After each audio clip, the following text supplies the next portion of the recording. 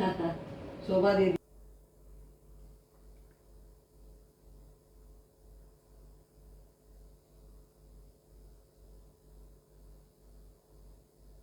So there are two condition.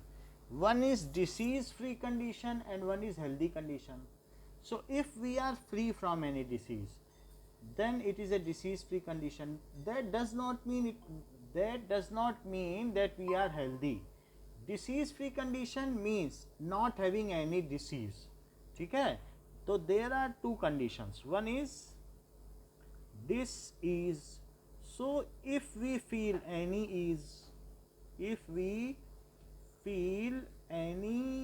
uneasiness, इसका मतलब है dis plus is, अगर आपको कुछ करने में कुछ अंदर से ऐसा उलझन महसूस होती है, इजीनेस नहीं महसूस होती, एनी अनइजीनेस, ठीक है, इस तरीके से हो, और we are incapable of to do our routine works, अगर हम खाना नहीं कर पा रहे हैं या नहाने धोने में दिक्कत है, कुछ भी है और किसी तरीके से उलझन है, तो हम कहेंगे वी आर डिसीज. तो अनइजीनेस, फॉर एग्जांपल पेन हो रहा है हमको, ठीक है, कहीं पर इसी तरीके से रेस्पिरेटरी प्रॉब्लम हो रही, सांस लेने में दिक्कत हो रही है, रेस्पिरेटरी प्रॉब्लम, या थोड़ा स्क्रीन ब्लर है. स्क्रीन ब्लर है, एक मिनट. सर आप वो उसको स्क्रीन कर दीजिए. ठीक है, माही एक बार अपना बंद करके चालू करो जरा. रेस्पिरेटरी प्रॉब्लम, डाइजेस्टिव प्रॉब्लम्स, कुछ भी हो सकता है, या कहीं पर दाने निकल आए हैं, सोर्स का मतलब है कि पिंपल्स आ गए या दाने निकल आए हैं, ठीक है, फोड़े निकल आए,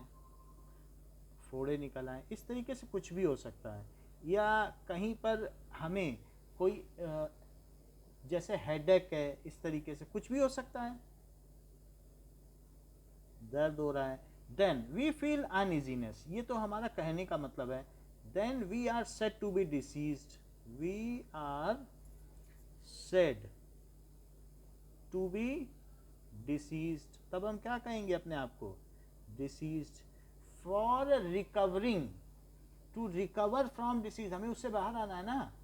सो टू, सर कहाँ से डिसीज? कोई भी, तो ये पूरा डिसीज का ही है ना? नहीं, अभी तो हम डिसीज की डेफिनेशन लिखाएंगे कि if anybody is not in ease और uncomfortable situation then it is disease. अभी तो मैं इसका एक्सप्लेन कर रहा हूँ, डेफिनेशन लिखाऊंगा. टू रिकवर फ्रॉम डिसीज, अगर आपको डिसीज से निकलना है तो क्या करोगे बताओ, ठीक है, टेक, हाँ टेक रेस्ट, ठीक है, टेक मेडिसिन, मेडिसिन भी तो लेना होगा, मेडिसिन, विजिट डॉक्टर, ये भी करना पड़ेगा, डॉक्टर, और क्या करना पड़ेगा, ठीक है, डायग्नोसिस, गो थ्रू डायग्नोसिस, क्या तुम्हें अपनी जांच करानी पड़ेगी, बताओ, डायग्नोसिस होती है, हाँ, डायग्नोसिस का मतलब खून की जांच, that is blood test, urine test, और बहुत सारे टेस्ट होंगे वो कराने पड़ेंगे. Blood test, urine test, lipid profile test, spit test, कभी कभी थूक की भी जांच होती है, यूरिन टेस्ट, तो इस तरीके से जांच करानी पड़ेगी. और इसके अलावा प्लेंटी ऑफ, ये रेस्ट लेना पड़ेगा, and follow the advice of doctor, क्या ये भी माननी पड़ेंगी, एंड जो भी है फॉलो एडवाइस ऑफ डॉक्टर, तो वो जो advice they of doctor, and इसके अलावा टेक नरिश्ड फूड, जो ऐसा होता है हेल्दी फूड, वो भी लेना पड़ेगा. ये सब करना पड़ेगा ना, हेल्दी फूड. तो अब हम जानेंगे कि डिसीज होने पे हमें अनकंफर्ट होता है. व्हाट इज हेल्थ और डिसीज, दो को फर्क समझो. तो हेल्थ क्या है, it is a state of complete physical, mental and social well being. It is a state of complete, यानी कंप्लीट फिजिकली भी, फिजिकल। फिजिकल का मतलब अगर तुम्हारे क्लास के 10 बच्चे दौड़ते हैं और तुम उनमें दौड़ में सबसे तेज हो, सबसे तेज का मतलब है एवरेज आ रहे हो, तो तुम हेल्दी हो। और एक ऐसा है जो अभी अभी फीवर से निकला, क्या वो दौड़ पाएगा? क्या वो अपने बराबर के सब बच्चों जैसा परफॉर्म कर पाएगा कि वो बस बैठा रहेगा सुस्ती से, कहेगा अभी तो मैं फीवर से निकला हूँ? डिसीज फ्री होने के बाद हेल्दी होने के बीच में गैप होता है, उसको रिकवर करना पड़ेगा, उसको डेली की अपनी एक्सरसाइजेस करनी पड़ेंगी, धीरे धीरे नरिश्ड फूड खाना पड़ेगा, तो उसके बाद धीरे धीरे वो हेल्दी होगा। Being disease free is not means it is healthy. If you can work efficiently, अपने ग्रुप में 10 लोग हैं, उनके साथ आप बहुत इंथ्यूजियास्टिक वे में उत्साह से काम कर पा रहे हो, तो हेल्दी कहे जाओगे। यानी you can give output as per your age group, then you are healthy. और एक 80 ईयर्स की ओल्ड लेडी है, अगर वो वॉकिंग ही कर पा रही, दौड़ नहीं पा रही, तो भी क्या वो हेल्दी कही जाएगी? वास्तव में वो अपनी एज ग्रुप के हिसाब से तो ठीक परफॉर्म कर रही है ना, बताओ। तो हमें ये नहीं देखना है कि सभी दौड़ें, अपनी एज ग्रुप में उस एज ग्रुप के लोग जैसा कर रहे हैं, अगर आप वैसा कर पाते हो एवरेज, तब आप हेल्दी कहे जाओगे। तो ये चीज़ है। It is a state of complete physical, यानी फिजिकली हेल्थ हो, मेंटली खुश हो, ये नहीं कि रोनी सूरत बना के कोई बैठा है और उदास है, then it is not mental health. Mental health होनी चाहिए, फिजिकल, मेंटल। एंड तीसरी चीज़ क्या है? And social wellbeing. और सोशल का मतलब क्या है? कि ऐसा बच्चा क्लास का जो सबसे लड़ाई ही करता हो और किसी के साथ उसके अच्छे संबंध ना हो, ना दोस्त किसी को ना बनाता हो, तो वो सोशली गुड माना जाएगा कि सोशली कट ऑफ है? गुड थोड़ी ना है। Well being. तो अगर यानी कोई भी क्लास फेलो सबसे हारमोनी बना के रखता है, मित्रता बना के रखता है, मेंटली खुश है और दौड़ कूद और करिकुलम में भाग ले रहा है, तो कहा जाएगा वो हेल्दी है। हर चीज़ वो ठीक ठीक कर रहा है, मेंटली ग्रो कर रहा है, किसी चीज़ का सही रिस्पांस दे रहा है, मेंटली रिटार्डेड नहीं है, किसी से जवाब ही नहीं दे पा रहा किसी चीज़ का, तो मेंटल हेल्थ भी होती है कि मेंटली उसका माइंड पूरी तरीके से ब्रेन एक्टिव है, खुश है, और सोशली सबसे वो लिंक कर रहा है और आराम से उठ बैठ रहा है, then it is state of, यही डेफिनीशन है। सो एक बार बताएं Kartik, what is health? It is a state of complete physical, mental and social well-being. अच्छा, बेसिक कंडीशन फॉर, बोलो। सर अगर किसी के पैर में चोट लगी है, हाँ, तो सर ना उसे हम हेल्दी कहेंगे या फिर नहीं कहेंगे? If healthy means there are some by birth disease होती है and there are disease which can be cured. So disease का मतलब है अगर कोई इम्पेयर्ड है, then also it is not set to be healthy. Diseased है, अगर इम्पेयर्ड है, हाथ पैर से नहीं है, उसके अंग नहीं है, तो भी वो डिसीज्ड कहा जाएगा। तो किसी भी चीज़ को हेल्दी होने के लिए सब चीज़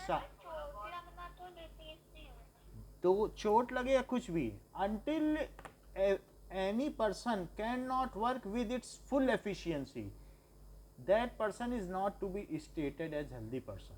यानी जो हमारी फुल एफिशिएंसी है, अगर आप इस समय 14 ईयर्स की हैं और आपकी फुल एफिशिएंसी क्या है, अच्छे से दौड़ भाग सकें, खेल कूद सकें, आप वहाँ पे एक्सक्यूज़ ना देने लग जाए कि मेरे पैर में चोट लगी है, तो आपको फिर अलग बैठा दिया जाएगा, you are not healthy, you are not fit.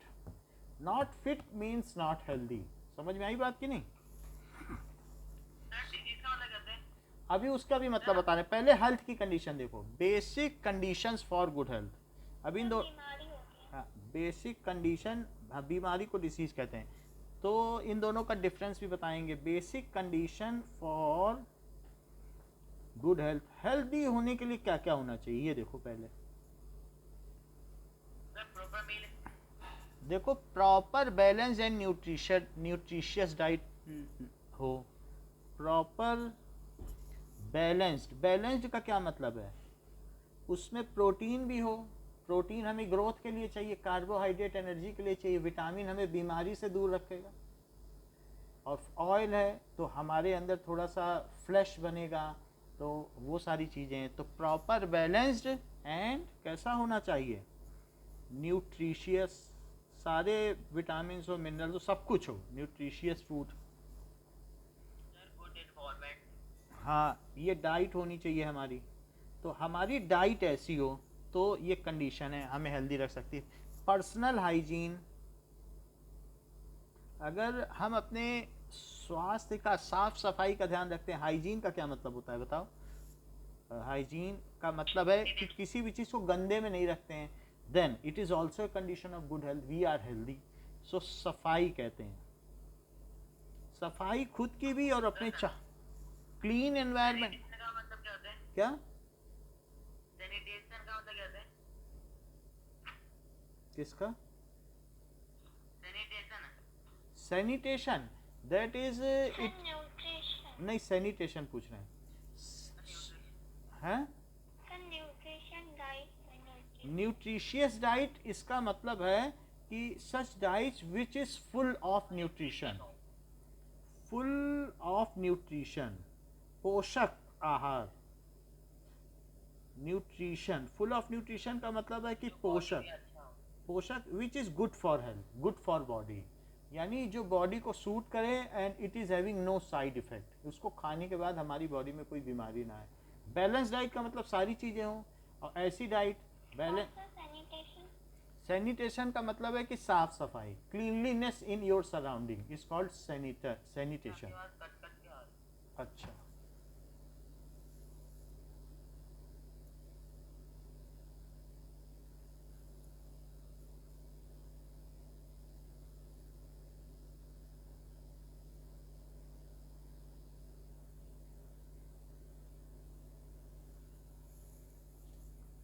चलो अब यह है सही आवाज?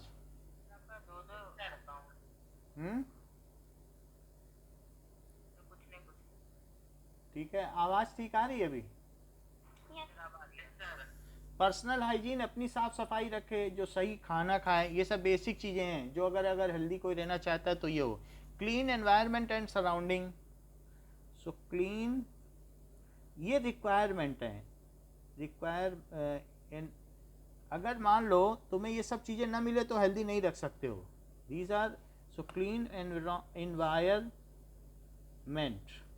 And surrounding. सर ये भी हाइजीन नहीं आ जाएगा? हाइजीन में एक पर्सनल हाइजीन होती है, एक सैनिटेशन, तो ये सैनिटेशन में आएगा, सैनिटेशन। ठीक है, तो अब दूसरी चीज क्या है? हेल्दी एयर, नो पॉल्यूशन, ये भी होना चाहिए अगर आप हेल्दी रहना चाहते हैं। These are prerequisite condition या essential condition for being healthy. तो हेल्दी एयर होनी चाहिए, no pollution in surrounding, no pollution, ना वाटर में पॉल्यूशन हो, ना एयर में पॉल्यूशन हो, ना साउंड पॉल्यूशन हो, सेरीन प्योर प्रिस्टाइन एटमॉस्फेयर, बिल्कुल शांत। शोरगुल में जो रहते हैं देन इट इज मेंटली ये डिस्टर्ब करता है, मालूम है? रात को अगर आप ट्रेन के आसपास, रेलवे स्टेशन के पास रहते हो तो साउंड स्लीप आएगी क्या? रेगुलर एक्सरसाइज, ये भी एक ज़रूरत है। तो और इसके अलावा प्रॉपर रेस्ट और good standard of living and economic status. Sir हमें कितने घंटे सोना चाहिए? जो स्टूडेंट्स हैं उन्हें 8 आवर्स होना चाहिए। Good standard of living and economic status, भाई ये लिखा गया है कि स्टूडेंट को इतना रेस्ट चाहिए, क्योंकि वो ग्रोइंग स्टेज पर हैं और रेस्ट में ही ग्रोथ होती है। जो सोता नहीं उसकी ग्रोथ और हाइट रुक जाती है, मालूम है ना? Of living and economic status,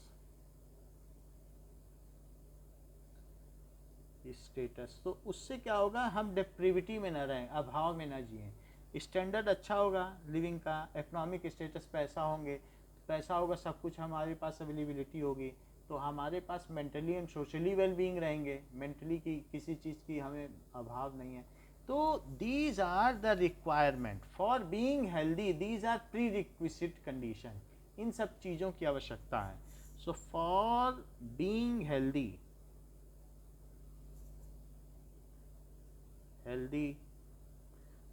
above conditions, above are required condition। required का मतलब है प्री रिक्विसिट, ये पूर्व निर्धारित आवश्यकता है, रिक्विसिट कंडीशंस, ये सब होगा तो आप स्वस्थ रहोगे। और एक भी चीज़ नहीं होगी, गंदगी में रहोगे या पैसे नहीं है गरीबी में रहोगे तो खुद ही हेल्दी नहीं रहोगे, हाइजीन का ध्यान नहीं रखोगे तो भी हेल्दी नहीं रहोगे, रेस्ट नहीं लोगे रात रात तक, जैसे कोई लोग जागते हैं, काम कर रहे हैं, कुछ भी कर रहे हैं, पढ़ाई कर रहे हैं या जाग रहे हैं तो भी हेल्दी। ब्रैकेट में क्या लिखा है?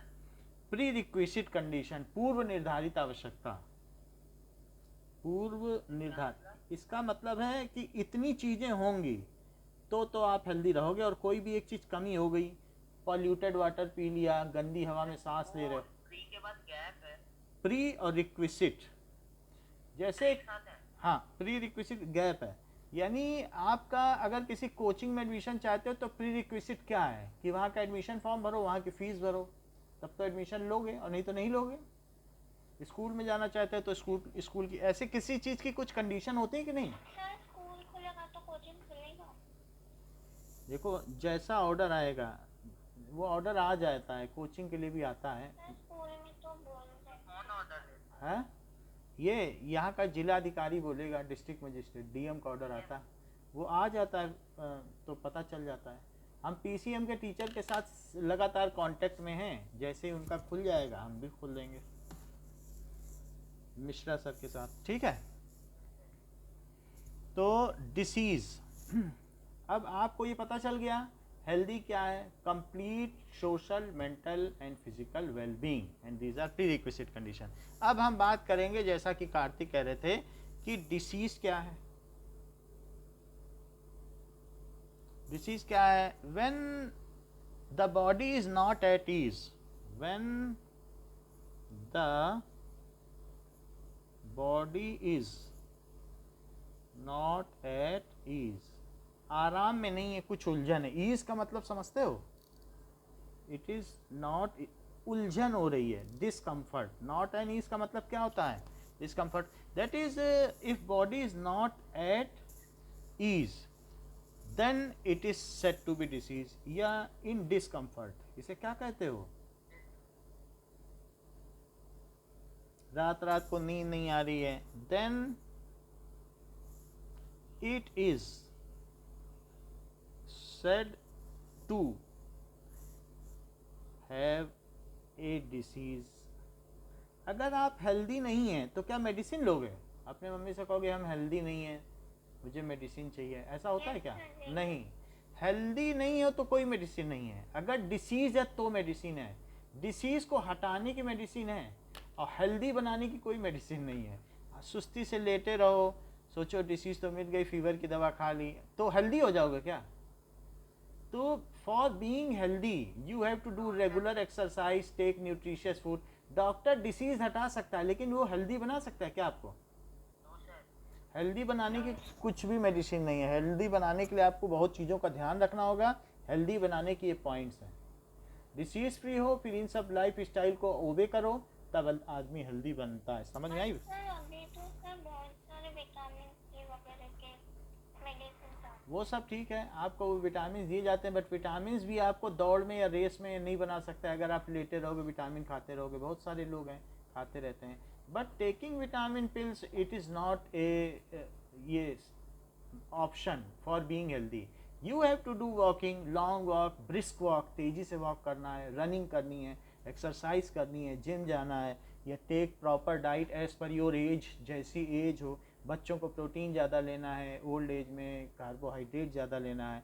तो अगर आपको हेल्दी बने रहना है तो जो प्रॉपर लाइफ स्टाइल है, पॉल्यूशन फ्री एनवायरनमेंट में रहना है, पोर्टेबल वाटर, शुद्ध जल पीना है, if these things are obeyed and mentally you are sound, आप मेंटली साउंड है, हैप्पी हैं, और इसके अलावा socially you are connected to all. अगर दोस्त मिल जाते हैं तो चेहरा खिल जाता है, तुम्हारा दोस्त नहीं तो कहो यही बहुत रेशन रहे, हमारा तो कोई दोस्त नहीं, नए स्कूल में डाल दिया, उदास बने घूमते रहो। सो सभी चीज़ें जब ठीक होती हैं तो एक व्यक्ति को सिर्फ ये नहीं है कि हेल्थ ही ज़रूरी है, आइसोलेटेड हो जाएगा तो ही पागल हो जाएगा। तो इस तरीके से उसके फ्रेंड सर्कल भी होना चाहिए, उनसे बातचीत होनी चाहिए। तो if there are many issues which are interconnected and responsible for making healthy. समझ में आई बात की नहीं। तो यहाँ तक हमने बात कर ली है कि what does it mean by, यहाँ पर देख लिया कि हेल्थ क्या होती है, और ये भी देख लिया कि what is now difference between health and disease free. तो अब हम देखेंगे कि जो हेल्थ एंड डिसीज फ्री के बीच में डिफरेंस क्या है। Late us see it. दो चीजें हमने देख ली हैं। नाउ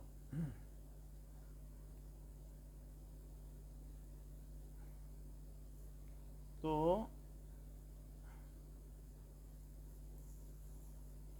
डिजीज के बहुत सारे टाइप्स भी होते हैं ना। हाँ, वो सब हम अभी देखेंगे इसके क्या क्या टाइप्स हैं। सबसे पहले देखेंगे हेल्दी एंड डिसीज फ्री में क्या डिफरेंस है। Healthy and disease free, it is state of complete physical, mental and social wellbeing. बोलो। डिजीज फ्री आपने लिखा है, ये डिजीज होगा ना बस। नहीं, हेल्दी और डिसीज फ्री। एक व्यक्ति डिसीज फ्री है, अभी अभी बुखार की दवाई लेके बुखार से बाहर निकला और एक दौड़ रहा है, तो डिसीज फ्री वो कहता है मेरा तो बुखार उतर गया, और दूसरा दौड़ रहा है, दौड़ते दौड़ते आया, बोला चलो दौड़ो, तो कहता नहीं हम तो दौड़ेंगे नहीं अभी। तो फर्क आ गया कि नहीं दोनों में। तो इस तरीके से इट इज डिसीज फ्री होना हेल्दी नहीं है, लेकिन जो हेल्दी है क्या वो डिसीज फ्री होगा? नो, होगा ही, तभी तो हेल्दी है। तो उससे बहुत कुछ ज़्यादा चाहिए हेल्दी होने के लिए, सिर्फ डिसीज फ्री होना ही काफ़ी नहीं है। मोटा आदमी बच्चा बैठा है, लेटा है, उसे लेटा ही अच्छे लगता है, तो क्या दौड़ पाएगा। It is a state of disease, कुछ नहीं है, बट दौड़ता भागता नहीं है, उसकी लाइफ में कोई उदासी है। कंप्लीट मेंटल, फिजिकल मेंटल, अगर कोई किसी भी बिना बात के भी किसी को मार देता है या झगड़ा कर लेगा तो भी डिसीज माना जाता है, मालूम है। वो कहा जाएगा ये मेंटली साउंड नहीं है। हाँ, एंड सोशल वेलबींग, हमारा बैलेंस्ड बिहेवियर भी होना चाहिए, तभी हम हेल्दी कहलाएंगे। और it is state of absence of discomfort. ये सिर्फ क्या है? It is state of absence, मतलब हमें कहीं दर्द नहीं हो रहा है, बस डिस्कम्फर्ट नहीं है या उलझन नहीं हो रही। एब्सेंस ऑफ डिस्कम्फर्ट ये है। और disarrangement of body parts and their function, और दैट इज डी-अरेंजमेंट, यानी हमारी बॉडी पार्ट ठीक तरह से काम नहीं कर रही, हाथ में लकवा मार गया, होता नहीं किसी किसी को कि उसको फालिश मार जाती है, वो कोमा में चला जाता है, तो वो हाथ पैर चलते नहीं, यानी दैट इज, उसको कहते हैं पैरालिटिक अटैक। पैरालाइज नहीं रहती बॉडी, आधा शरीर काम ही नहीं करता है, पूरा भी हो जाता है। जैसे तुम्हारा किसी का हाथ बिल्कुल काम ना करे, पोलियो नहीं हो जाता, एक पैर ठीक से काम ही नहीं करता। तो डिसअरेंजमेंट या डी अरेंजमेंट, काम नहीं करता मतलब कुछ चल नहीं। लिम्स हैं उसके बॉडी में, हाथ पैर हैं, लेकिन वो एक हाथ बहुत पतला है, उससे कोई चीज़ उठा नहीं पा रहा है, बॉडी में कुछ ना कुछ कमी है, इम्पेयर्ड है। इम्पेयर्ड का मतलब है लूला लंगड़ा कुछ भी हो। डिसअरेंजमेंट ऑफ बॉडी, ठीक है। पार्ट्स एंड देयर फंक्शंस, ठीक से फंक्शन नहीं कर रहा है, एक पैर से भचक के चल रहा है, सही तरीके से बैलेंस चल नहीं पा रहा है, तो वही तो इस तरीके से it is state of absence of. सिर्फ अगर ये सब ना हो, ना तो डिस्कम्फर्ट हो और ना डी अरेंजमेंट हो, तब डिसीज फ्री है। बोलो, समझ में आई बात? वो किसी तरीके से इम्पेयर्ड भी ना हो और ना डिस्कम्फर्ट हो, तब कहा जाएगा कि डिसीज फ्री है। It depends on individual. Health किस पे डिपेंड करती है? क्या आप पे डिपेंड करती है कि समाज पे भी डिपेंड करती है?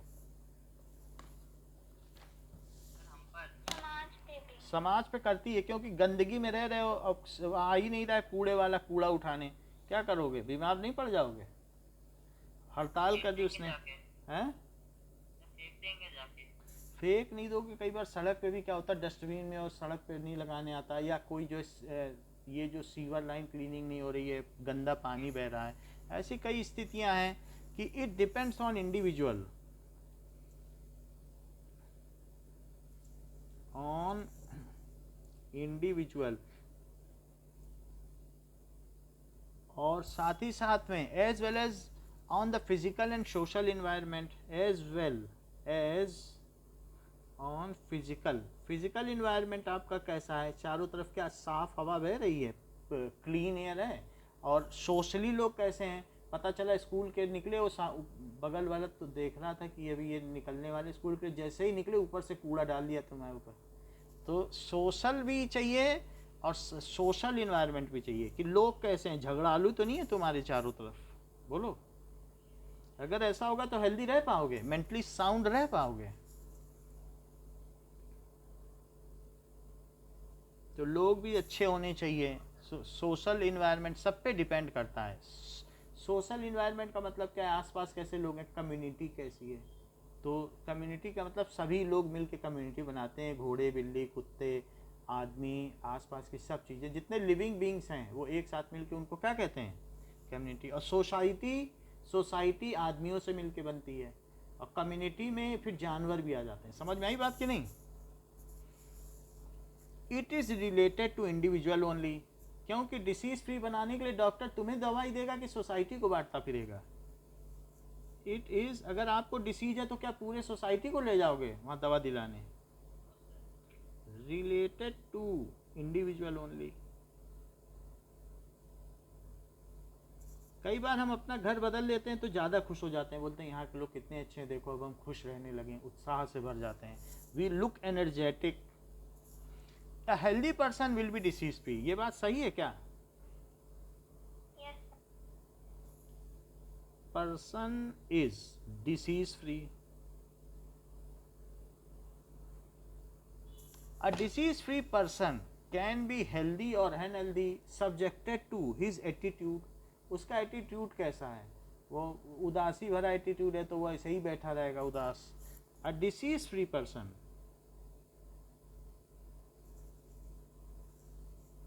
या ये भी हो सकता है कि रिकवर कर रहा हो, कैन बी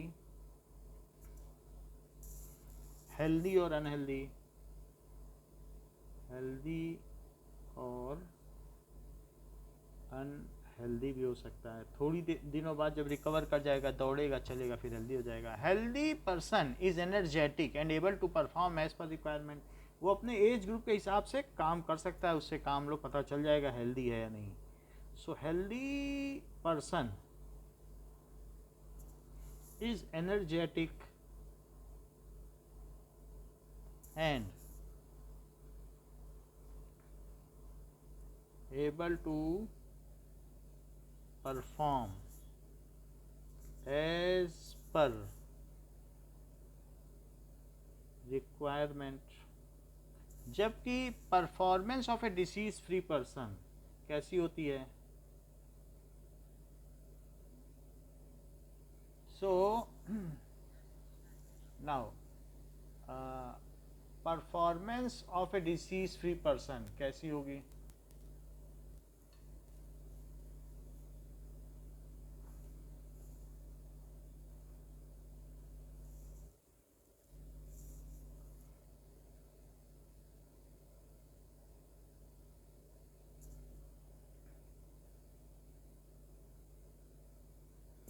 ठीक है, डिपेंड्स ऑन, किस पे डिपेंड करता है? डिपेंड्स ऑन कि उसका एटीट्यूड क्या है, वो क्या सोचता है। अगर एटीट्यूड ठीक नहीं है तो क्या वो हेल्दी हो पाएगा?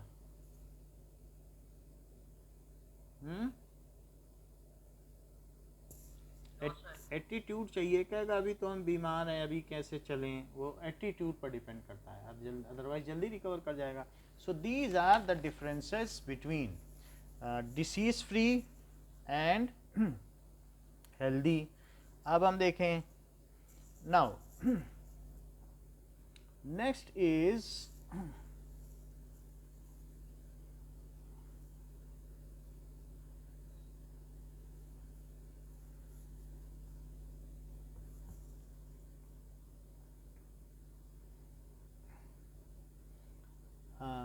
कुछ चीज़ें हैं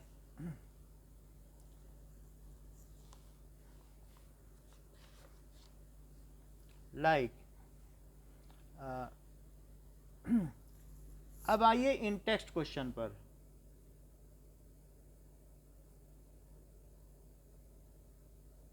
पेज नंबर 178। पहली चीज पूछ रहा है state any two condition essential for good health. अच्छी हेल्थ के लिए क्या दो चीजें चाहिए बताओ। Disease free. हाँ सो Good environment. हाँ so two conditions essential, two condition essential harmony हो। For good health. Balanced diet. ये तो सही है, और बोलो। हाँ सोसाइटी में हार्मोनी हो। हाँ ठीक, Proper rest. प्रॉपर रेस्ट भी ठीक है। बैलेंस्ड डाइट, और दूसरा क्या है पर्सनल हाइजीन। हमने जो लिखा है उसी में से कुछ भी लिख देना। तो पर्सनल हाइजीन की खुद की साफ सफाई, और भी चीज़ें भी चाहिए, हमने तो कई लिखाई हैं। तो खुद की सफाई, ये कूड़ा फेंक कर आए, हाथ नहीं धोया या कैसे भी बिना हाथ धोए खाना खा लिया, तो उससे भी कई बार क्या होता है कि बैक्टीरिया हमारे अंदर पहुंच जाते हैं। And they make it. Second question, state any to conditions essential for being free of disease. So any two condition essential की नाउ एक minute,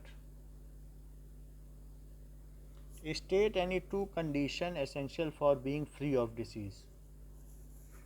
According to Vedantu, the condition required for being free of disease are greater than personal and domestic disease से hygiene. Free होने के लिए हमें यही दोनों चीज़ें चाहिए। यानी हमें क्या क्या चीज़ चाहिए, पर्सनल एंड डोमेस्टिक हाइजीन चाहिए। अगर आप डिसीज से फ्री होना चाहते हो, गंदगी में रह रहे हो, तो डिसीज से फ्री हो पाओगे? बोलो, अच्छी जगह रहना पड़ेगा कि नहीं। टू कंडीशन, इसके साथ और भी चीज़ें हैं। इसमें सोशल हार्मोनी जैसे कहा गया है वो भी लिखा जा सकता है कि सोशल हार्मोनी, लेकिन इसमें वो चीज़ ना लिखना कि सोशल वाला। डिसीज के केस, डिसीज फ्री होने के लिए तो तुम्हें घर में आराम करना है ना, वहाँ सोशल हार्मोनी कहाँ आ गई।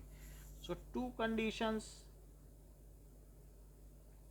Essential for being disease free. अगर आपको डिसीज फ्री होना है तो बहुत, हाँ ये ठीक रहेगी। एसेंशियल फॉर बीइंग डिसीज, साफ सफाई से खाना खाना है, बीइंग डिसीज फ्री।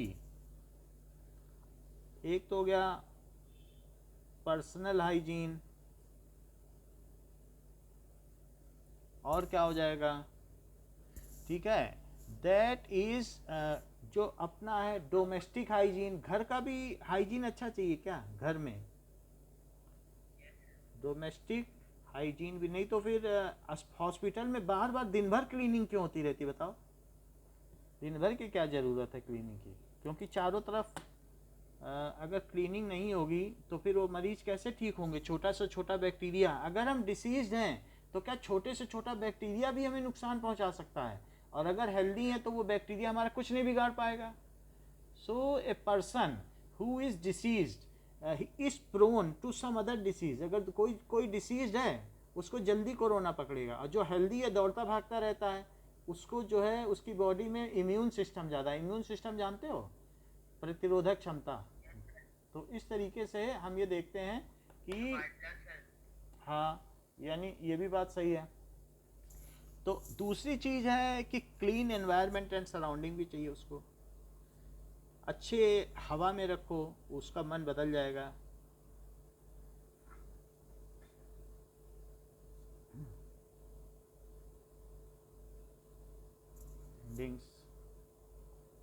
ये अब देखिए, are the answers of above question necessary the same और डिफरेंट। क्या सेम होंगे कि डिफरेंट? तो दी, ठीक है, सो डिफरेंट होंगे। These will be different, will be different कैसे? Friend as being healthy depends on The society. depends on individual as well as Society. खुद पर भी डिपेंड करेगा कि आप दौड़ते भागते हो, एक्सरसाइज करते हो, कि या घर में बैठ जाते हो आके. So individual as well as society. उसका डिजीज इंडिविजुअल का होगा. सोसाइटी जैसे कि अभी 10th वाले बच्चे खेलने नहीं जा पाते थे, तो हमने कहा ठीक है आप लोग तो अभी नए हो, यंग हो, तो आपके 3 खेलने के डेज हमने उनको दे दिए, क्योंकि ऐसा है अगर वो बैठे रहेंगे शाम को तो क्या वो डिसीज नहीं हो जाएंगे? बताओ. ऐसे हो जाए. तो इस तरीके से कुछ चांस मिलना चाहिए हफ्ते में खेलने का. अब वो हैप्पी रहते हैं इसकी खेलने जाना है, प्लान बनाते हैं, कोचिंग के ही बच्चे, तो उससे क्या है, ये बहुत ज़रूरी है. जितना पढ़ना ज़रूरी है आपकी एज ग्रुप में, उतना खेलना भी ज़रूरी है. So on individual as well as society. और जबकि बीइंग डिसीज फ्री, ये किस पे डिपेंड करता है? ठीक है. सो नेसेसरीली सेम और डिफरेंट. तो इस तरीके से as well as personal attitude, और किस पर डिपेंड करेगा? As personal attitude. उसका खुद की सोच क्या है, वो नेगेटिव है तो क्या कभी भी वो हेल्दी हो पाएगा? झगड़ा ही करता रहेगा दूसरे से. एटीट्यूड. Being disease free.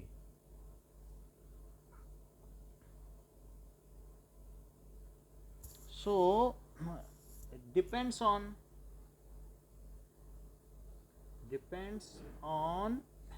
किस किस चीज पे डिपेंड करेगा? पर्सनल पे डिपेंड करेगा. And surrounding cleanliness but not on society and community. जो सराउंडिंग एनवायरनमेंट पे डिपेंड करेगा, वो कैसा है. नॉट ऑन कम्युनिटी कैसी है उस पर डिपेंड नहीं करेगा, उसके चारों ओर कौन कौन है. कभी कम्युनिटी में कुत्ते बिल्ली भी आ जाते हैं, उनको हम पाल लेते हैं. या सोसाइटी में सिर्फ आदमी आएंगे. ठीक है, उस पर डिपेंड नहीं करेगा, लेकिन पर्सनल और ये जो सराउंडिंग एनवायरनमेंट उस पर डिपेंड करेगा. समझ में आ गई बात? अब देखो कि डिजीज सोसाइटी पे नहीं डिपेंड होगा. सोसाइटी पे नहीं डिपेंड करेगा डिसीज फ्री होने के लिए. बस डॉक्टर के पास जाओ, दवा ले लो, उससे सोसाइटी से कुछ मतलब नहीं. लेकिन हेल्दी होने के लिए तुम्हारे चारों तरफ की कम्युनिटी अच्छी होनी चाहिए, सोसाइटी अच्छी होनी चाहिए, तुम खुद भी अच्छे होने चाहिए, पैसा भी होना चाहिए, डाइट भी अच्छी होनी चाहिए, एटीट्यूड भी अच्छा होना चाहिए, तब तो हेल्दी हो पाओगे. बोलो. और अच्छी बॉडी तो मिलनी ही चाहिए, पूरी तरीके से इम्पेयर्ड कुछ ना हो तो भी हो सकता है. तो ये सारी चीज़ें हैं कि हेल्दी होने के लिए. Now we will see that flow chart of disease. Corona Here are में some कैसे pictures हेल्दी that हो सकते match. हैं? क्या? कोरोना काल में हम कैसे हेल्दी हो सकते हैं? कोरोना काल में हेल्दी नहीं हो सकता है कोई, क्योंकि थोड़े थोड़े वो है. अपने आसपास आप टहल सकते हैं, थोड़ा बहुत वॉकिंग कर सकते हैं, अभी खेल कूद भी शुरू कर सकते हैं. तो थोड़ा ना थोड़ा क्या है कि लोग पर्सनल एक्सरसाइज भी करते हैं, इंडिविजुअली दौड़ते हैं, मिक्सअप ना हो, लेकिन इंडिविजुअली रनिंग करें या कुछ करें, साइकिलिंग करें, इससे हेल्दी हो सकते हैं या अपनी हेल्थ को मेंटेन कर सकते हैं. लेकिन रिक्रिएशन के लिए बहुत कम साधन है कोरोना काल में. आप अपने दोस्तों से मिल नहीं सकते हैं, ज़्यादा रिक्रिएशन के कोई चांस नहीं है, क्योंकि जो सोसाइटी में ग्रुप लंच होता है या ग्रुप के साथ रहना, वो अलग हाइट का होता है, उसका अपना एक अलग चीज़ होती है. But you can maintain your physical fitness by cycling और रनिंग. इतनी बात. पेंडेमिक सबके लिए, सबको जान बचानी है. सो लेट अस सी दैट कि जो डिसीज़ होगी वो कितनी तरीके की हो सकती है. लेट अस सी. एक्यूट होगी. हाँ, 1 मिनट, जस्ट थोड़ा सा.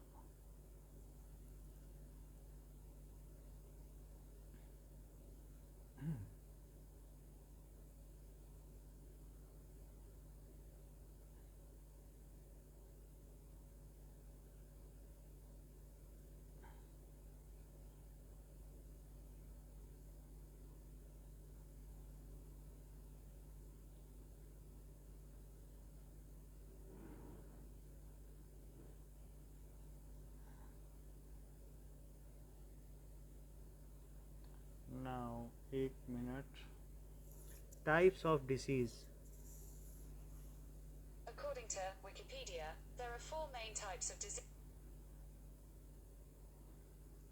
नाउ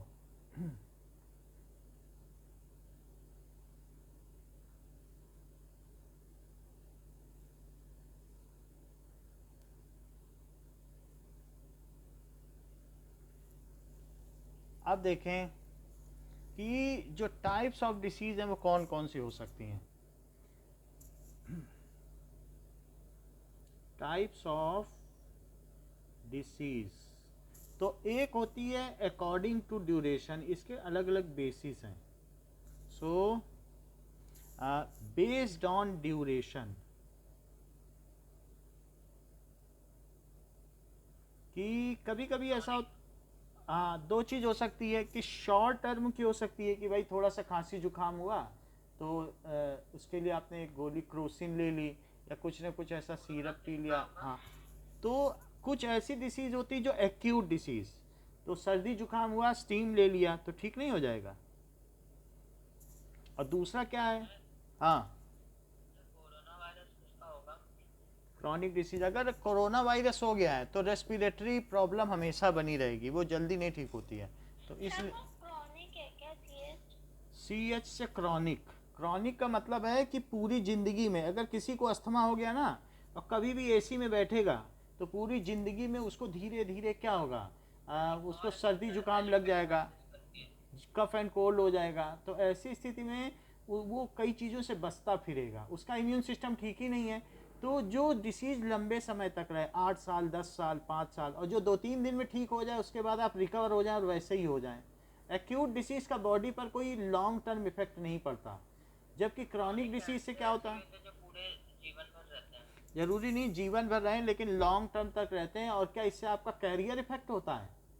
क्या इससे कैरियर इफेक्ट होगा? आपको मॉनेटरी लॉस होगा क्योंकि आपकी पेंशन कट जाएगी। है जो कि पूरे समय रहता है। पूरे समय भी रह सकता है या लॉन्ग टर्म। क्रॉनिकल का मतलब क्या है कि लंबी समयावधि, जो इसकी एटिमोलॉजी है। अस्थमा कैसे होता है? अस्थमा जो सांस लेने में हफनी आती है, सांस नहीं ले पाता ठीक से, कैसे वही कैसे? तो क्रॉनिक रेस्पिरेशन में प्रॉब्लम आएगा, लंग्स में कोई इन्फेक्शन है, ट्यूबरक्लोसिस या अस्थमा है, तो ये किसकी वजह से होता है अभी हम आगे देखेंगे कि सीरियस है बहुत।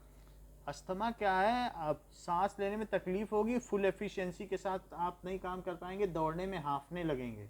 तो डिसीज क्या है, उसका क्या कॉज है, कॉजेटिव एजेंट का ही हम आगे देखेंगे। अभी हम ये तो देख लें ना कौन कौन से टाइप्स ऑफ डिसीज हैं, एक एक डिसीज के बारे में इस चैप्टर में बताया गया है। अस्थमा, ट्यूबरक्लोसिस, जो जो आपके मन में है, जो सुना है जो नहीं सुना है, सब बताया गया है। अभी आप ये देख लो, ये समझ में आ गया कि जो लंबे टाइम तक रहे, it is for short duration, it is for long duration. समझ में आई बात? अभी इसका डिफरेंस देखेंगे। और दूसरा क्या है, अकॉर्डिंग टू रीज़न, तो दैट इज़ क्या चीज़ हो सकती है कि पहला हमने बताया कि अब जरा देखें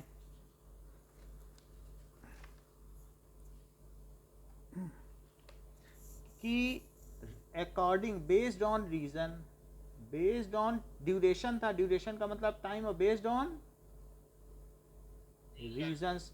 तो रीजन पे बेस्ड क्या है कि कोई डिसीज ऐसी होती कि हमारे घर में थी मम्मी पापा या किसी और को, तो हमें मिल गई, तो उसे क्या कहेंगे, हेरिडेटरी डिसीज, हेरिडेटरी डिसीज। जैसे हेरिडेटरी हो जाएगी। कभी कभी किसी को शुगर होता है, तो शुगर होने की वजह से क्या होता है कि दैट, अगर शुगर की बीमारी होती है, जैसे किसी को क्या होती है, डायबिटीज़ होती है तो घर वालों को हो जाती है। या ऐसा भी हो सकता है हीमोफीलिया, हीमोफीलिया भी होता है। कई बार क्या होता है कि ब्लड अगर कहीं से कट गया, कहीं पर कट गया तो ब्लड बहता रहेगा, क्लॉट नहीं होगा। ऐसा महारानी विक्टोरिया के घर में था, और जितने लड़के थे उनको ये बीमारी फैली। मतलब ये कैरियर हैं, जैसे जो लड़कों को फैलती है, लड़कियों को नहीं फैलती है। उसमें क्या होता है, अगर कहीं कट जाए तो कट जाने के बाद वो जल्दी खून रुकता नहीं है, उसको वैसी बीमारी थी, तो वहाँ उनके घर में कोई पूरा कभी भी नहीं रुकेगा वो। रुकेगा, वो बहुत ही मुश्किल से रुकेगा। आप ये समझिए कुछ पट्टी बांध के रखो, जल्दी से नहीं हेल होगा। उनके में प्लेटलेट्स नहीं होते हैं उनके ब्लड में, तो हीमोफीलिया में दिक्कत होती है।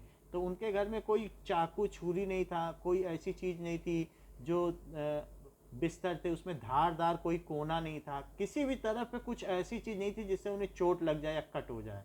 या ऐसा तरीके से डाउन सिंड्रोम है, तो उससे क्या होता है कि बच्चों की ग्रोथ सही नहीं होती है, टेढ़े मेढ़े पैदा होते हैं। तो ऐसे कुछ सिंड्रोम होते हैं जो हेरिडिटरी डिसीज हैं, जो पेरेंट्स से आए। ऐसी एक डिसीज है हीमोफीलिया, आगे हम देखेंगे इसको क्या है, लेकिन इतना समझ लो, अभी सबकी डेफिनेशन भी बताएंगे। जो पेरेंट से बच्चों को हो जाए, पेरेंट में थी वो बच्चों को हो जाए, तो उसको क्या कहेंगे? क्या हेरिडिटरी का मतलब समझते हो? जो उत्तराधिकार में मिला हो, विरासत में। हेरिडिटी सुना है? उत्तराधिकार में, जैसे पिता की संपत्ति उसके बच्चे को मिलती है कि नहीं? अब पिता के पास डिसीज है, बच्चे को मिल जाए, तो क्या हेरिडिटरी नहीं हुई? विरासत। हेरिडिटरी का मतलब क्या होता है? विरासत समझते हो कि राजा की संपत्ति उसके बच्चे को मिल जाए, विरासत कहते हैं। और दूसरी acquired disease. What does it mean by acquired disease? जो हमने अपने जीवन काल में प्राप्त की हो, उसे क्या कहते हैं? Acquired disease. Disease which is acquired during life time. अच्छा, एक्वायर्ड डिसीज होगी तो इसके दो टाइप हो सकते हैं। ऐसी डिसीज अगर हमें हो गई, मान लो हमें जीवन में कभी ऐसा हो गया कि कैंसर हो गया, तो हमें कैंसर है, हमें लोग मिलने आएंगे, क्या उनको भी कैंसर हो जाएगा? कैंसर का मतलब है सेल की ग्रोथ ऐसी होने लग जाए कि रुके ही नहीं। जैसे किसी के देखो, किसी के गले में अगर सेल बढ़ने लग जाए और रुके ना, तो उसका गला फूल जाएगा। या उसके अंदर क्या होगा, जब गले की सेल बढ़ेंगी तो वो अंदर खाने की नली और सबको बंद कर देंगी, चोक कर देंगी। कैंसर में क्या होता है कि सेल की अनकंट्रोल्ड ग्रोथ किसी भी बॉडी में होने लग जाए पार्ट से, तो उसे क्या कहते हैं? तो ऐसी डिसीज जो हमें तो हो लेकिन हमारे द्वारा किसी को ट्रांसफर ना हो, तो उसको क्या कहेंगे बताओ? Acquired disease. जैसे मेरा हाथ कट गया तो हम अब इससे इम्पेयर्ड हो गए, लेकिन अब जो मुझसे मिलने आएगा क्या उसका भी हाथ कट जाएगा? तो हमें तो मिली वो डिसीज। अगर हमें डायबिटीज़ है, हम जो मीठा खाते हैं तो हमें तबीयत खराब हो जाती है, जो हमें छू लेगा, हाथ मिला लेगा, वो भी मीठा खाएगा, तो क्या तबीयत खराब हो जाएगी? तो एक्वायर्ड डिसीज वो होती है कि जिसमें आपकी तबीयत खराब हो तो दूसरे को ना हो। लेकिन एक होती है ट्रांसमिटेड डिसीज, जो इन्फेक्शियस हो। हमें जुकाम है, मेरे बगल जो बैठेगा उसको भी छींक आने लगेगी थोड़ी देर। तो इसके दो हैं, कौन से बताइए? एक नॉन इन्फेक्शियस डिसीज। क्या है बताइए?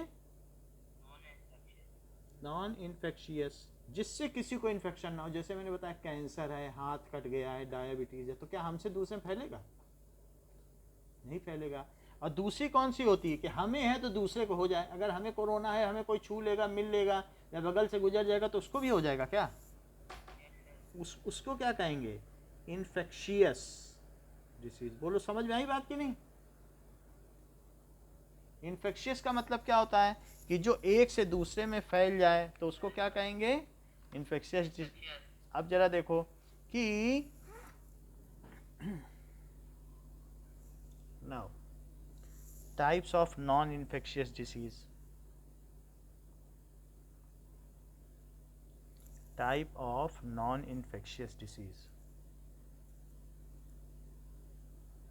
जस्ट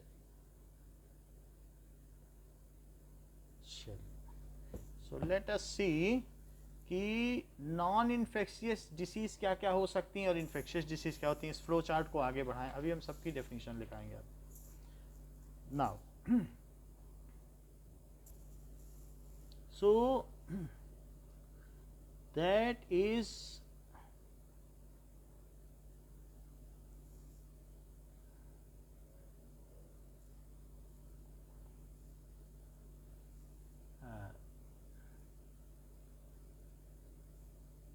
एक मिनट,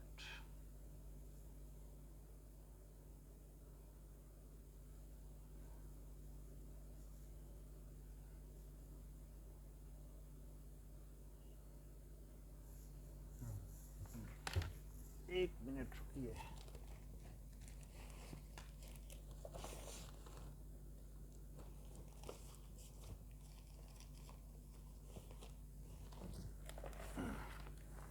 नाउ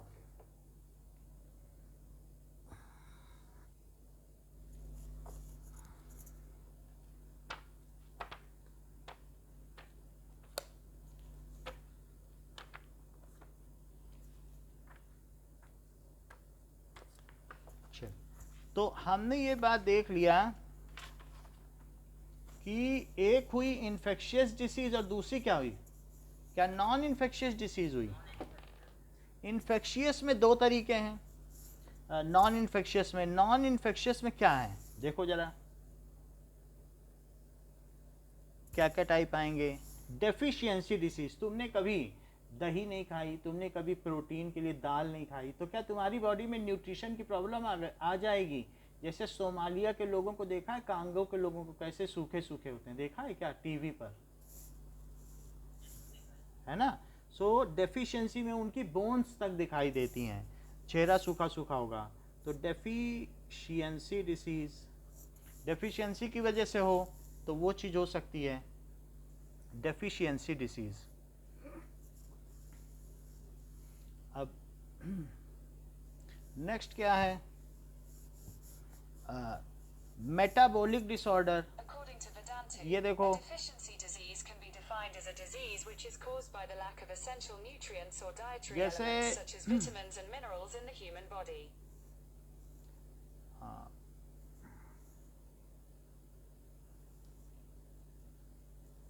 ओके। दूसरी चीज है डेफिशिएंसी डिसीज के अलावा, डेफिशिएंसी डिसीज के अलावा एक चीज़ है कि किसी न किसी वजह से हमारी बॉडी में डेफिशिएंसी आ जाए तो वो डेफिशिएंसी डिसीज है।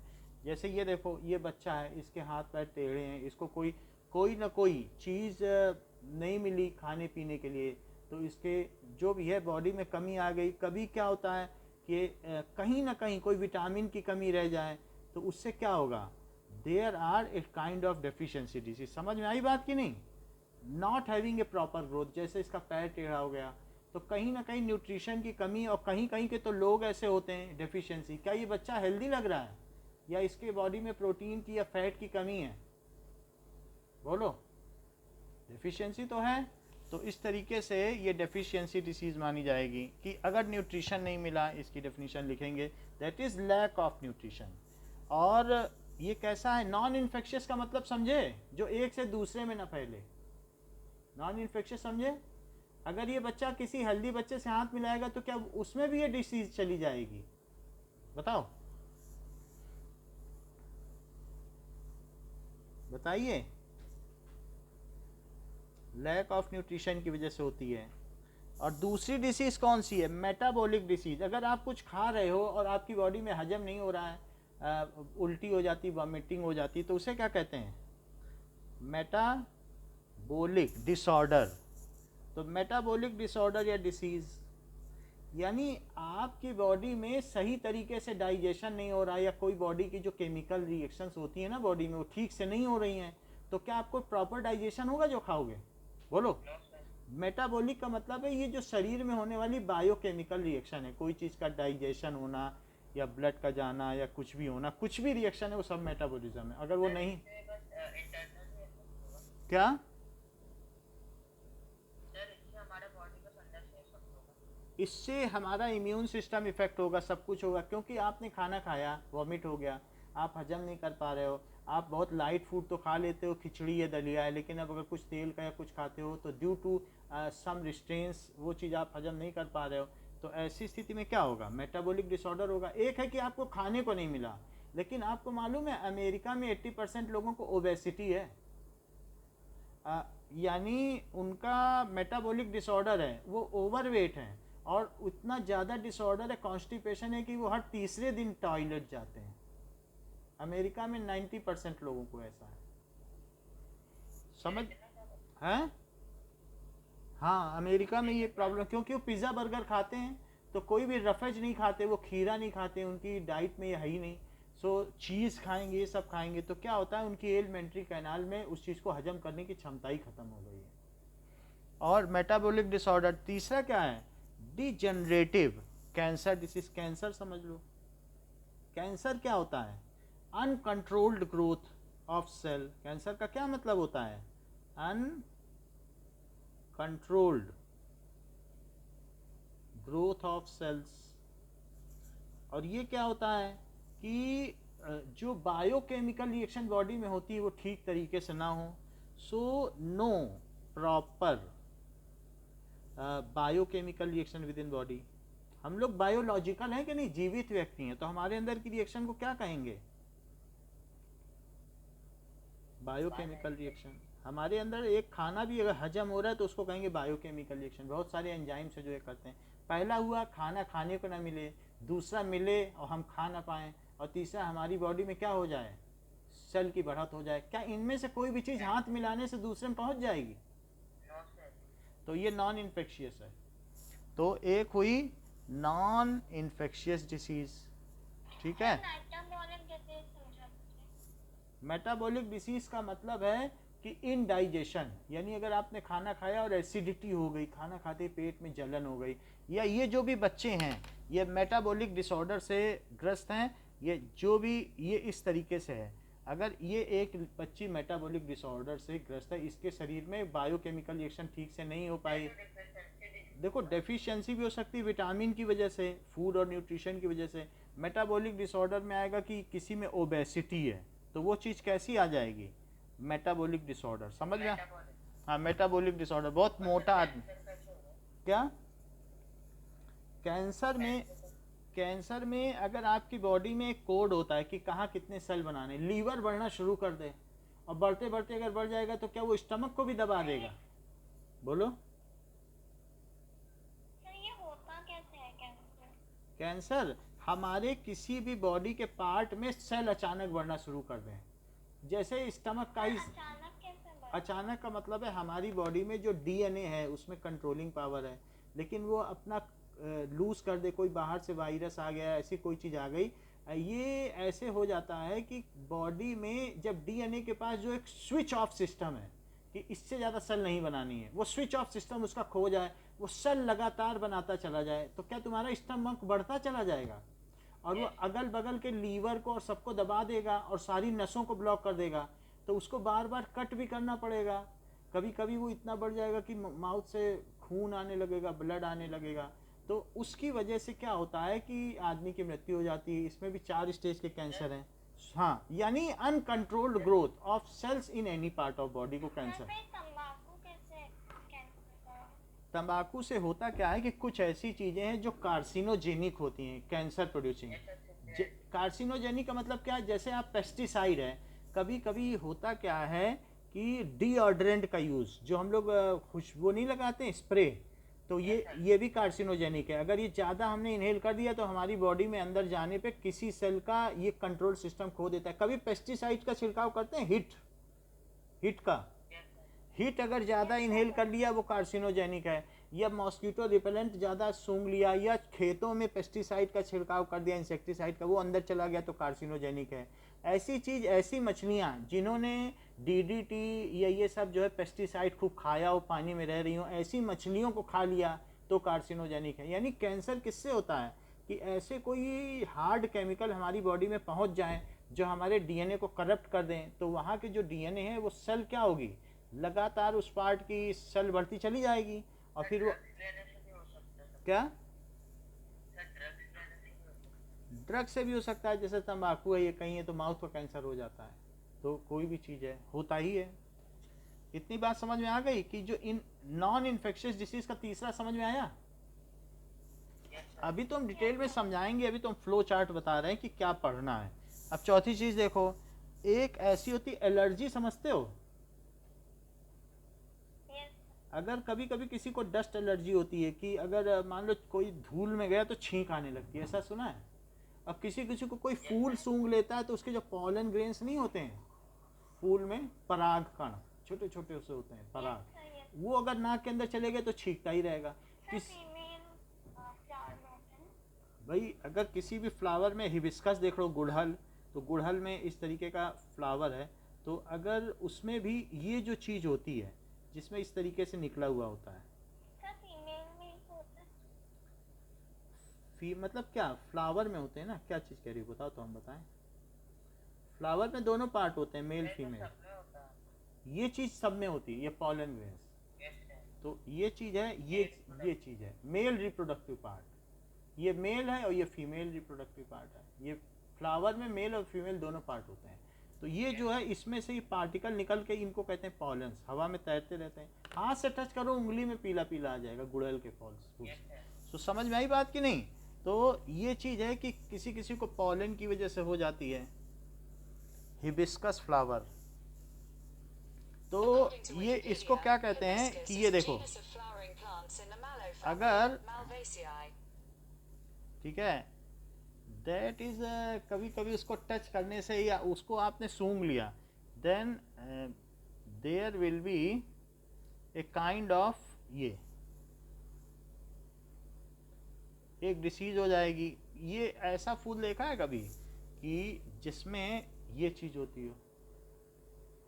ये हिबिस्कस से, गुड़हल कहते हैं इसको, यानी लेकिन इसका ये पार्ट देखा है, उसको टच करोगे हाथ ही में पीला आ जाएगा, और नाक से लगाओगे तो नाक के अंदर जैसे ये चला जाएगा ना पॉलेंस, तो उसकी वजह से कभी कभी छींक आने लगती है। ऐसा सबको नहीं होगा, लेकिन कुछ लोगों को होगा, तो उनको कहते हैं कि एलर्जी है, इनको पॉलन से एलर्जी है। किसी को किसी किसी चीज़ से एलर्जी होती है, तो एलर्जी हो जाती, डस्ट एलर्जी, पॉलन एलर्जी, अलग अलग होती है कि नहीं?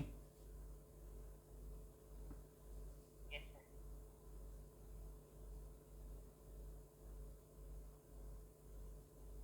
एलर्जी हो जाएगी। इसके अलावा कभी कभी इंजरी, क्या तुम्हारे हाथ में अगर स्कैर मार के कट गया तो कोई हाथ मिलाएगा उसके भी कट जाएगा?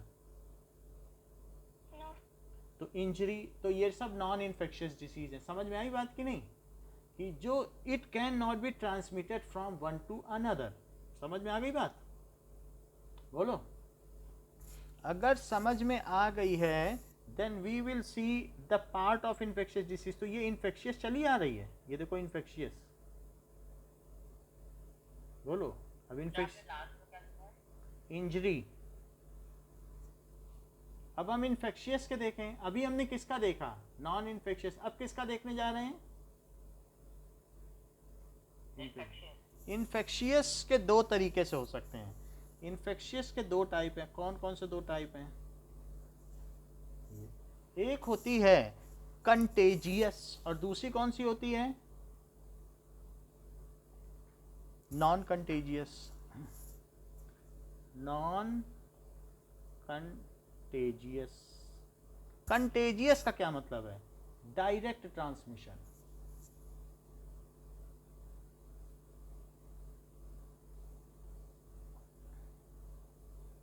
और नॉन कंटेजियस है इन्फेक्शियस, लेकिन सीधे नहीं एक से दूसरे में जाएगी, किसी के थ्रू जाएगी।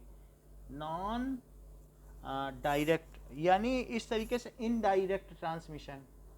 अच्छा, मान लो आपको सर्दी जुकाम हो गया, कफ एंड कोल्ड, और बगल में आपकी छींक किसी के पास चली गई, तो क्या उसको भी हो जाएगी सर्दी जुकाम? क्योंकि ये तो वायरस से होता है। तो एक है इनडायरेक्ट ट्रांसमिशन। अच्छा, अगर किसी व्यक्ति को मलेरिया है, और इस व्यक्ति को मलेरिया है और मच्छर ने काट लिया, तो इस बच्चे को मान लीजिए मलेरिया है और इसको मच्छर ने काट लिया, सो ये जो फ्लाई काट के गई है इसको, और ये चीज़ अब जाके दूसरे को काट ले, तो सीधा नहीं ट्रांसमिट हुआ, ये थ्रू वेक्टर हुआ क्या? ये मान लीजिए अगर किसी वेक्टर के थ्रू हो जाए, या हमने डेफिकेशन कर दिया पानी में, और वो पानी में हमने जो डेफिकेट किया, स्टूल पास किया, जैसे हम क्या करते हैं डेफिकेट करते हैं, और वहाँ वो पानी गंदा हो जाए डेफिकेट करने पर, तो वो वहाँ वो जो हमारा स्टूल है, जो ह्यूमन एक्सक्रीटा है, उस पानी को कोई पी लेगा तो क्या वो भी बीमार पड़ जाएगा? उसे डायरिया हो जाएगा, उल्टी टट्टी आने लगेगी। दैट मीन्स लूज मोशन हो जाएगा, डायरिया हो जाएगा। तो हम ये देखते हैं कि कुछ चीज़ें ऐसी होती हैं कि सीधे नहीं होती हैं, पानी के थ्रू होंगी, मच्छर के थ्रू होंगी, या किसी के थ्रू, तो उसको कहते हैं इनडायरेक्ट ट्रांसमिशन। इनडायरेक्ट ट्रांसमिशन का मतलब है सीधा नहीं होगी, 1 to 1। और कभी कभी तो ऐसा होता है किसी को आप छू लो, डायरेक्टली एक से दूसरे में चली जाए, तो उसे क्या कहते हैं? डायरेक्ट ट्रांसमिशन को कहते हैं कंटेजियस। जैसे कोरोना किस तरीके की डिसीज है, क्या कंटेजियस है? तो अब ये कंटेजियस डिसीज हो गई, और दूसरी कौन सी हो गई? Non contagious disease. तो वी विल सी कि कौन कौन सी कंटेजियस डिसीज है. सो टाइप्स ऑफ कंटेजियस डिसीज. तो ऐसा कुछ हो जाता है कि कहते हैं कि टीबी, ट्यूबरक्लोसिस जानते हो, दमे की बीमारी, क्यूलोसिस, जिसको टीबी होता है, दमे की बीमारी होती है, हाँफ रहा है, ऐसी स्थिति में अगर कोई उसके पास जाएगा तो उस टीबी को आइसोलेशन वार्ड में रखा जाता है, सबके साथ नहीं रखा जाता है टीबी की बीमारी वाले को, क्योंकि दूसरे को हो सकता है. या किसी को चेचक देखा है कभी, माता निकल आई है, ऐसा देखा है, पूरी बॉडी में सोर्स हो गए, छाले निकल आए, दाने, नहीं देखा. इसका मतलब ट्यूबरक्यूलोसिस का मतलब है कि किसी को अगर ऐसी बीमारी है, लंग्स की डिसीज है, और उसके पास कोई भी जाएगा तो वो सांस लेगा तो उस ट्यूबरक्यूलोसिस से निकलने वाली जो उसकी एयर है, ब्रीदिंग आउट एयर, वो जिसने भी ले ली उसको भी टीबी हो जाएगा. समझ में आई बात? और ऐसा बोलो, बोलोगे तो बताएंगे ना. कोरोना जैसी है. और इस कोरोना भी है, कोरोना से भी फैलता है, क्योंकि टीबी कोरोना जैसी है. ये जो टीबी है ना, ट्यूबरक्लोसिस, किसी के लंग्स इन्फेक्टेड हो गए वायरस से, तो उसके लंग से जो हवा निकलेगी उसमें भी वायरस रहेंगे, और उसको जो सांस लेगा वो वायरस क्या उसके रेस्पिरेटरी ट्रैक में चले जाएंगे. जैसे मीजल्स आपने देखा है कि नहीं, चेचक, अभी दिखा देते हैं. मीजल्स है, अगर मीजल्स किसी के निकले, इसको चेचक कहते हैं. कुछ लोग दाने दाने निकल आते हैं, मीजल्स. तो इस बीमारी में क्या होता है कि अगर ये वायरल इन्फेक्शन है, अगर किसी को इस तरह से पूरी बॉडी में दाने दाने निकल आए तो कहते हैं उसे मीजल हो गया है. पूरी बॉडी में क्या होगा, क्या दाने दाने निकल, छूने से फैल जाती है. ये छूने से ये बहुत जल्दी फैलती है, एक से किसी दूसरे की बॉडी में फैल जाती है. तो ऐसा अगर हिंदी में क्या बोलते हैं? छोटी माता बड़ी माता ऐसे कहते हैं. तो चेचक तो होता ही है. अब ये देखो, ये ऐसे भी दाने निकल आ सकते हैं. समझ में आई बात? So it is. तो ऐसे में इसका अगर पानी किसी को लग जाए, कुछ भी टच हो जाए, कोई भी चीज़ अगर है तो इससे संबंधित देन उसको ये बीमारी हो सकती है. Next is these are, dandruff की भी तो होती है ना. ऐसे कई बीमारियां हैं, जैसे चिकन पॉक्स हो गया, चिकन पॉक्स. तो चिकन पॉक्स में भी ऐसे दाने निकल आते हैं. चिकन पॉक्स हो जाता है लाइफ में एक बार. हाँ, तो हम देखेंगे. और स्मॉल पॉक्स, उसमें भी दाने निकलेंगे. अभी हम इन सब के बारे में पढ़ेंगे. तो इतनी बात तो समझ में आ गई ना कि जो एक से दूसरे में फैल जाए उसको क्या कहेंगे, कंटेजियस डिसीज. और दूसरी कौन सी डिसीज है कि इनडायरेक्टली बढ़े, खुद ना हो. सो types of non contagious infectious disease. According to UNICEF, main types of देखो, non-communicable diseases: cardiovascular diseases, diabetes, preventable cancers, chronic respiratory diseases, including asthma, mental health conditions, and तो injuries. कुछ ऐसी भी चीज़ें होती हैं कि नॉन कंटेजियस का मतलब है इनडायरेक्ट ट्रांसमिशन. इनडायरेक्ट ट्रांसमिशन का मतलब क्या है? क्या थ्रू वाटर हो सकती हैं, थ्रू वेक्टर हो सकती हैं, बताओ. Through air. Through water, through air और through vector.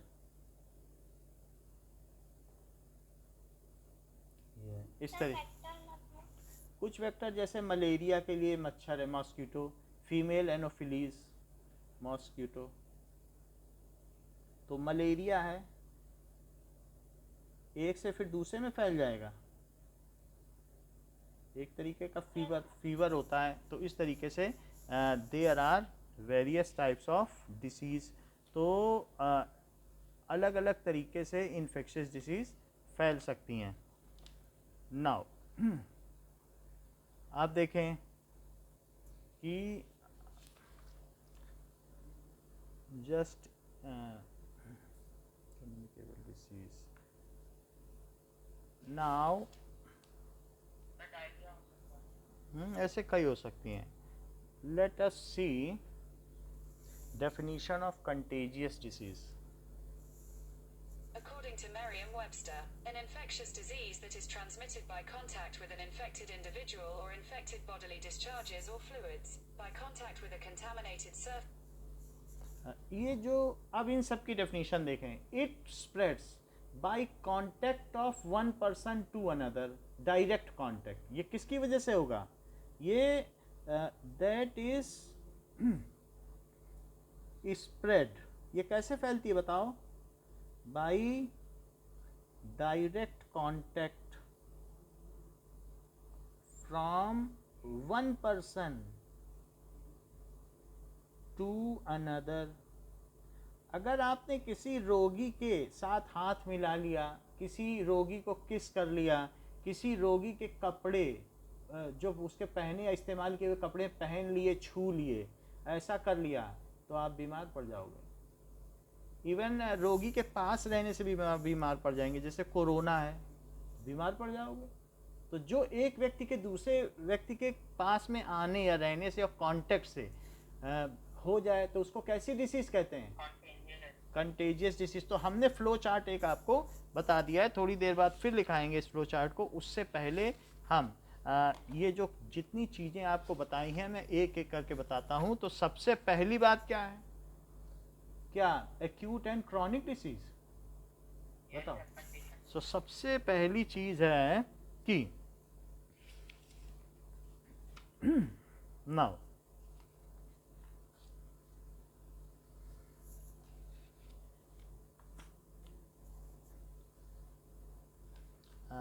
that acute disease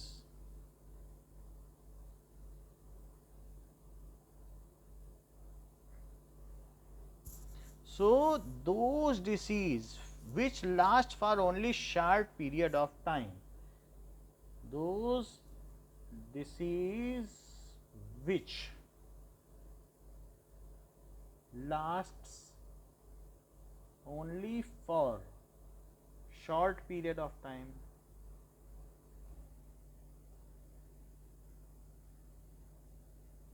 अच्छा थोड़े समय के लिए रहती हैं, और their symptoms are quickly visible. जो लंबे समय से बीमार है ना, जैसे टीबी है, उसके चेहरे पे नहीं दिखेगा कुछ, वो हंसता खालता रहेगा और आपको पता भी नहीं चलेगा इसको टीबी है.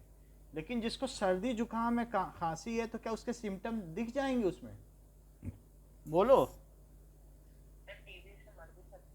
मरे ना मरे, धीरे धीरे वो उसकी इम्यून सिस्टम कमज़ोर हो जाएगी. वो व्यक्ति धीरे धीरे टीबी का मतलब है उसके सांस लेने में, उसको उसके लंग्स में इन्फेक्शन हो रहा है. धीरे धीरे लंग्स काम करना बेकार कर जाएंगे. कोई भी चीज़ है ना, हमारी बॉडी का ऑर्गन धीरे धीरे खराब हो जाए, लंग्स का काम क्या है?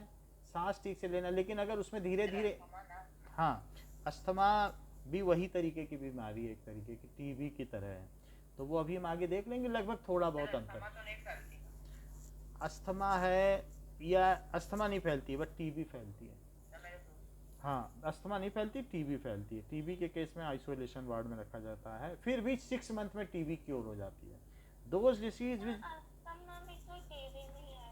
उस जैसी है, बट अस्थमेटिक पर्सन में ये एक इन्फेक्शन नहीं होता एक से दूसरे में, ट्रांसमिट नहीं होता. टीबी में हो जाता है.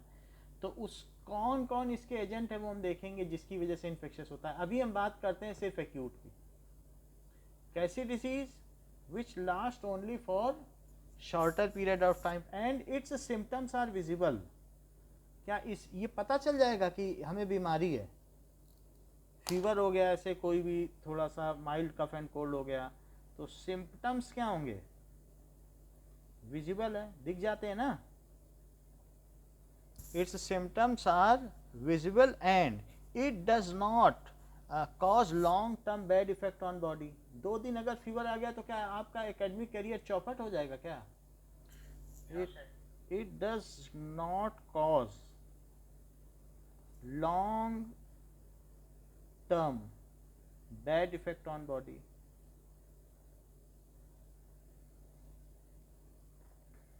ऐसा है. जैसे एग्जाम्पल के तौर पर कि आपको कफ कोल्ड हो गया, ये सारी चीज़ हो गई. एग्जाम्पल है कफ, कोल्ड, ऐसा कुछ हो गया, तो वो थोड़े समय तक के लिए, या कॉमन कोल्ड भी कहते हैं इसे। तो सर्दी जुकाम है तो अंदर का जब कफ निकल जाएगा खुद ठीक हो जाओगे, स्टीम ले लो, कुछ विक्स डाल के ले लो, ठीक हो जाओगे। अब जरा देखो दूसरी चीज क्या है, क्रॉनिक डिसीज, वो क्या होती है?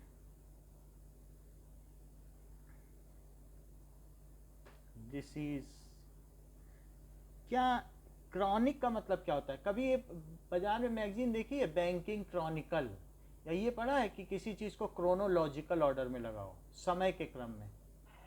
Yes sir. क्रोनोलॉजिकल का मतलब है कि पिछले समय से आगे बढ़ते, तो क्रोनिक का मतलब समय होता है, क्रोनोलॉजिकल। क्रोन का मतलब क्या होता है? टाइम। और कोई ज़्यादा टाइम तक रहे तो उसे क्या कहेंगे? Chronic disease. So these last for a long time and even some last for life time. Life time कौन सा होता दीज लास्ट, अभी देखते हैं, these last for a long time. Some disease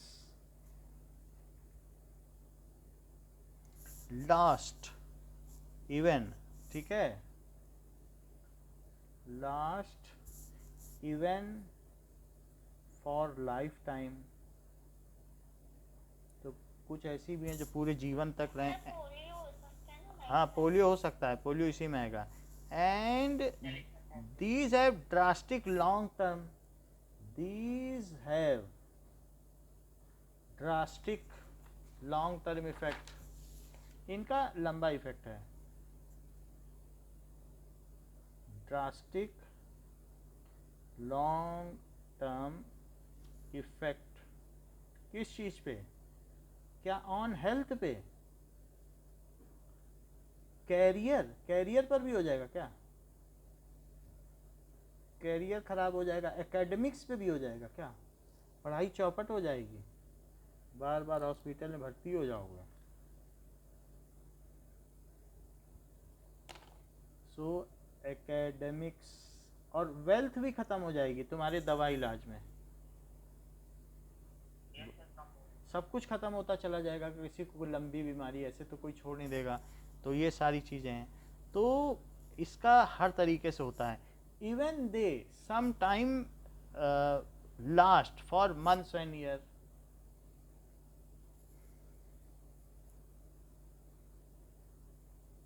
for months and years. Example के तौर पर जैसे कि किसी को एलिफेंटियासिस हो जाता है। यस सर, यही होता है। टियासिस यानी हाथी सर, ये पाँव, क्या? मतलब हाथी पाँव। सर पैर फूल जाता है, सर पैर। तो अगर किसी को एलिफेंटियासिस हो गया है तो हमेशा एलिफेंटियासिस जब पैर बहुत ज़्यादा। नाउ, ये बात सही है कि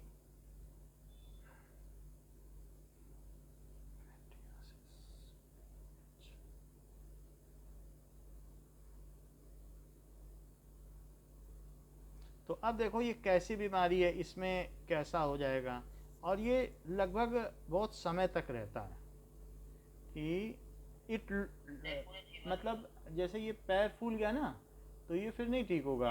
ये कई तरीके का इन्फेक्शन है, फंगल इन्फेक्शन है, तो इस तरीके से पैर फूल जाए। So this disease is for long time. बहुत ही पैर फूल जाए किसी को, ये पैर फूला है, समझ में आ गई बात? सर ऐसे तो चलने में भी प्रॉब्लम होती है। चलने में बहुत प्रॉब्लम होगी, उसकी एफिशिएंसी। एलिफेंटियासिस हो गए, ऐसा ही ट्यूबरक्लोसिस। ट्यूबरक्यूलोसिस में पूरी तरीके से कोई नहीं ठीक होता, टीबी हो गया तो, या फिर वो कई मंथ तक रहेगा, जैसे मैंने कहा नहीं 6 मंथ तक रहता है, और ठीक से इलाज ना करो। डायबिटीज़, तो अगर आपको चीनी है, अब बॉडी में क्रैक डाउन नहीं हो रही है, तो फिर उस तरीके से ब्लड शुगर बढ़ जाएगी, ब्लड गाढ़ा हो जाएगा, तो हार्ट। कैंसर भी हो सकता है। इसमें कैंसर भी हो सकता है, कैंसर तो बहुत लंबे समय तक रहता है, कैंसर हो सकता है। और गठिया दर्द, आर्थराइटिस जानते हो? आर्थराइटिस, और इवन एलर्जी भी होती किसी किसी को, तो लॉन्ग टर्म की रहेगी। एलर्जी है तो वो लॉन्ग टर्म, उससे बचना होगा। लेकिन आप और क्या पूछ रहे थे? सर मैं बोल रहा था डायबिटीज तो बहुत नॉर्मल, डायबिटीज़ है, कॉमन है, ये कभी कभी लॉन्ग एज में भी हो सकती है। तो हम ये देख रहे हैं कि जो एक्यूट और क्रॉनिक डिसीज में डिफरेंस क्या है। Acute disease and chronic disease sir cancer की बात क्या है। कैंसर की बात, आर्थराइटिस, आर्थराइटिस का मतलब गठिया का दर्द, जोड़ों का दर्द। गठिया, वात गठिया होता है, तो गठिया वात या जोड़ों का दर्द। पेन नहीं होता बूढ़े लोगों को उठने बैठने में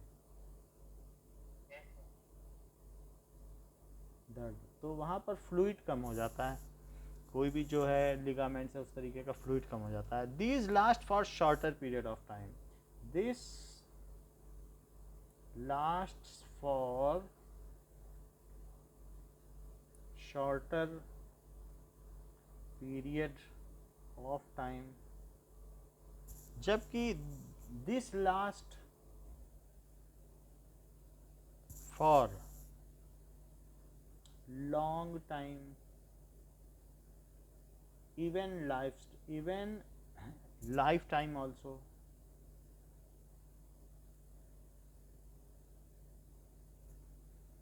So it do not cause long term bad effect. It do not cause long term bad effect.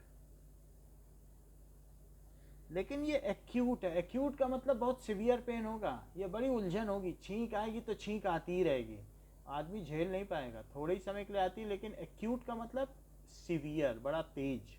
और क्रॉनिक है, अगर ऐसा आ जाए, तेज आ जाए तो आदमी तो जिंदा ही ना रहे, वैसा पेन हो। बोलो, धीरे धीरे आदमी को खाएगा ये, समझ में आई बात? तो एक्यूट का मतलब है उस हालत खराब कर देगा छींकते छींकते। Does not cause long term bad effect, जबकि इट कॉजेज लॉन्ग टर्म। कभी कभी डायबिटीज की वजह से एक एक करके लीवर खराब हो गया, सब ऑर्गन खराब हो गए, फिर किडनी खराब हो गई, फिर हार्ट में भी अफेक्ट हो गया, तो लॉन्ग टर्म इफेक्ट होने लगता है। Long term effect on human health.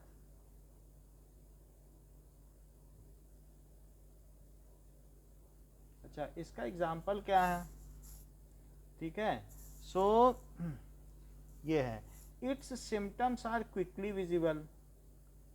Symptoms are quickly visible. अगर आप कैंसर वाले व्यक्ति से मिलोगे तो पता भी नहीं चलेगा कि उसे कैंसर है। बोलो,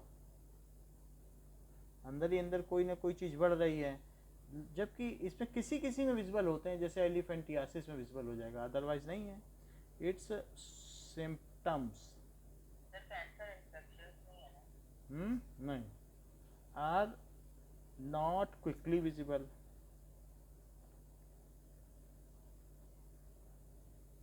अच्छा, ऑफेनली नॉट क्विकली विजिबल। अब इसमें देखो कि एग्जाम्पल क्या है। कफ, कोल्ड, कॉलरा। कॉलरा जानते हो? यस सर, बोलिए। यानी आपने कोई ऐसा खाना खा लिया जो पॉइजनस टाइप था, गंदा, जो खराब खाना था, तो उल्टियाँ आने लगेंगी लगातार कि नहीं? बताओ। सो कॉलरा हो जाता है उसकी वजह से, तो तबीयत ज़्यादा खराब हो गई तो कॉलरा माना जाता है। सिर्फ वॉमिटिंग से नहीं निकलता है, फिर वो अंदर पहुंच ही जाता है कुछ ना कुछ बाहर। और इसमें क्या क्या है कि कई तरीके की बीमारी जो लंबे समय तक रहती है, जैसे एग्जाम्पल है एलिफेंटियासिस। कभी हार्ट में भी प्रॉब्लम रहती है ना, किसी किसी को हार्ट पंप नहीं कर पाता है, ब्लड प्रेशर बढ़ जाता है, उसको कहते हैं कार्डिया। का मतलब क्या होता है? Cardio vascular. और वेस्कुलर का मतलब जिससे खून जाए, वेस्कुलर बंडल जानते हो? तो हार्ट और ब्लड वेसल्स दोनों को मिला के क्या कहेंगे? Cardiovascular disease. ठीक तरीके से ब्लड ना सब जगह पहुंच पाए। पैर, कभी कभी ऐसे होता नहीं, बैठते हो तो पैर सो जाता है, तो अगर ऐसी बीमारी हो तो उस तरीके से ये चीज़ हो जाएगी। अब देखो, ओके कोई बात, अब ये देखो कार्डियोवैस्कुलर डिसीज, और दूसरा क्या है, आर्थराइटिस। ओके नेक्स्ट, अब नेक्स्ट है आर्थराइटिस। नेक्स्ट देखो,